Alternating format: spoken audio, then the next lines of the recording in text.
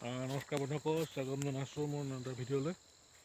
আজিৰ ভিডিঅ'টো বনাইছোঁ কিহৰ ওপৰত গম পায়নে? পুলিচৰ ওপৰত। মানে এতিয়া 31 ডিচেম্বৰ হৈ গ'ল, এতিয়া আহিবলগীয়া মাঘ বিহু আছে। ভাল হৈছে, চৰকাৰে ভাল পদক্ষেপ লৈছে যে মদ খাই সুৰাপান কৰি গাড়ী চলাব নালাগে। সেইটো মই সমৰ্থন নকৰোঁ, সেইটো চৰকাৰেও ভাল কথা কৈছে। কিন্তু এটা কথা লক্ষণীয়, এটা কথা মানে মন কৰিবলগীয়া হৈছে যে এই যে গাড়ীবিলাক ৰাস্তাত ধৰে পুলিচে, ফাইন কাটিছে, তো যে কি নহওক ফাইন কাটিছে, কিবা কৰিছে, তো মানুহজন ক'ৰবাৰ পৰা আহিছে, মদ খাই আহিছে, গাড়ী চলাই আহিছে মদ খাই, তেওঁ গাড়ীখন ধৰিছে, ঠিক আছে, সেইখিনিলৈকে ঠিকে আছে। মদ খাই এইটো মানে যিটো মেচিন আছে সেইটো টেষ্ট কৰিছে, তাত গম পাইছে যে মদ খাই তেওঁ গাড়ীখন চলাই আহিছে, তেওঁক ফাইন কৰিছে, ঠিক আছে, সেইখিনিলৈকে ঠিকে আছে। ফাইন কৰিছে, তাৰপাছত আকৌ সেইখিনিতে এৰিছে আৰু তাৰপৰা সেইখন কেনেকৈ গৈছে ঘৰলৈ মানুহজন। তো ইয়াৰ কাৰণে ইয়াতো চৰকাৰে ব্যৱস্থা কৰক যে মদ খাই আহিলে এক ৰাতি, সেই ৰাতিটো কেনেকৈ ঘৰত যাব বা কেনেকৈ কিমান দূৰ পৰা ঘৰ, সেই জেগাৰ পৰা পুলিচে ধৰাৰ পৰা, তো ঘৰত গৈ ঘৰ যাওঁতে ৰাস্তাটো কিজানি এক্সিডেণ্টে হয়, সেইটোৰ প্ৰতি চৰকাৰেতো একো লক্ষ্য ৰখা নাই।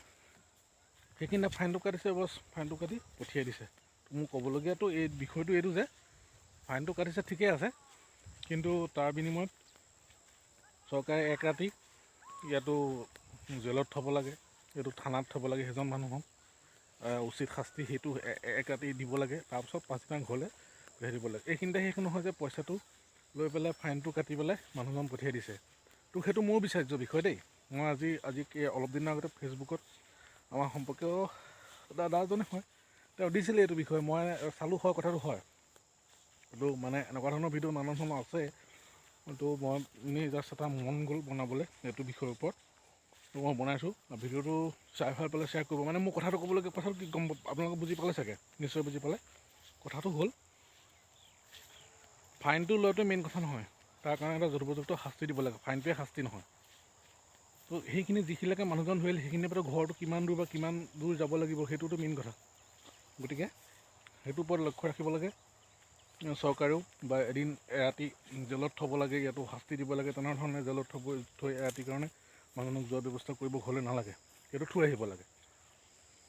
সেই অনুপাতে চৰকাৰেতো খুলিও দিছে ন ৱাইন শ্বপবিলাক, খাবই, খাই চলাব নালাগে, সেইটো আইনমতে দণ্ডনীয় হয়। কিন্তু মোৰ কথাটো ক'বলগীয়া হ'ল সেইটোৱে। গতিকে মেইন চৰকাৰে জৰিমনা বিহাটোৱে মেইন কথা নহয়, সেইটোৰ প্ৰতিও মানে মানুহজনক কেনেকৈ ঘৰত থ'ব পৰা যায় বা মানুহজনৰ প্ৰতি এটা বিহিত ব্যৱস্থা কেনেধৰণৰ ল'ব পৰা যায়, তাৰ উপৰি চৰকাৰে যদি গুৰুত্ব লয় ভাল পাম। তো মই ভিডিঅ'টো বনাবলৈ পথাৰলৈ আহিছোঁ আজি, ঘৰত বহুত মানে দেওবাসৰ হৈ থাকে, তো মই পথাৰলৈ আহিলোঁ। আপোনালোকে ভিডিঅ'টো চাই ভাল পালে লাইক, কমেণ্ট আৰু শ্বেয়াৰ কৰিব বুলি আশা ৰাখিলোঁ। ধন্যবাদ।